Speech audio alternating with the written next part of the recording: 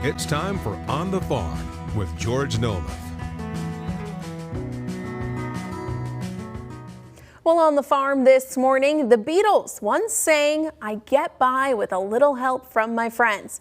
So what does that tune from the Fab Four have to do with farmers here in Virginia? Well, it's the spirit of that song come to life. Farmers facing drought and disaster here are getting help they need from friends they never knew they had. Our George Noleth has more. To the uninitiated, that just looks like hay. To Virginia farmers, that looks like a lifeline and something very much in short supply.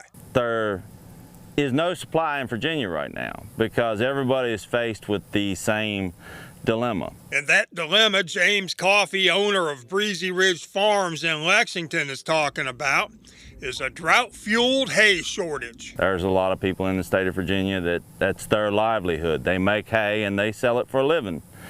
Well, all of those guys are sitting on 50% to as much as 25% of what they normally make in a year. So they have to figure out which customers they can supply and which they can't. And it wasn't a lot of moisture either. Each rain was probably less than a couple tenths. Hay farmers in Virginia can't produce enough, and even farmers like Coffey, who produce some of their own hay, have had to take drastic measures. Yes, I sold down my herd to start with as soon as we had the first field turn off less than what it should.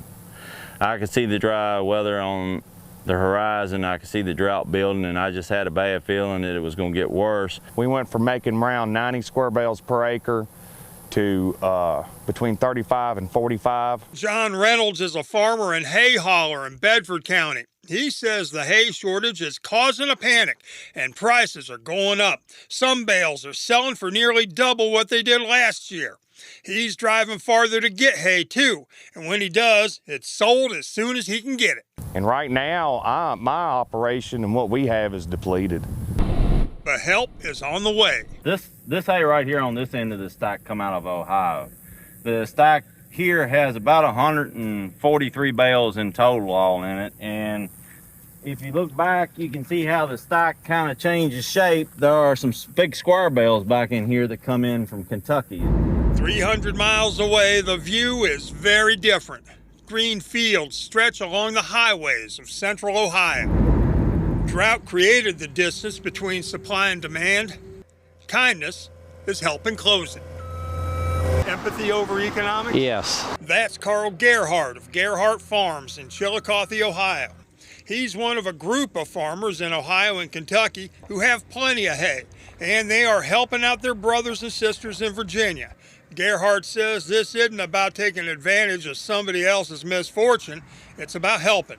He says it's all about neighbor helping neighbor, even if that neighbor is 300 miles away. Because there's going to be a day you're going to need some help, and the only one that's going to help you is your neighbor.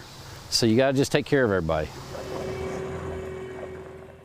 How y'all doing, folks? More hay is headed our way from farmers in Ohio and Kentucky and possibly other states in the weeks ahead. And the farmers I talked to here say if the roles were reversed, they would not hesitate to send truckloads of hay west.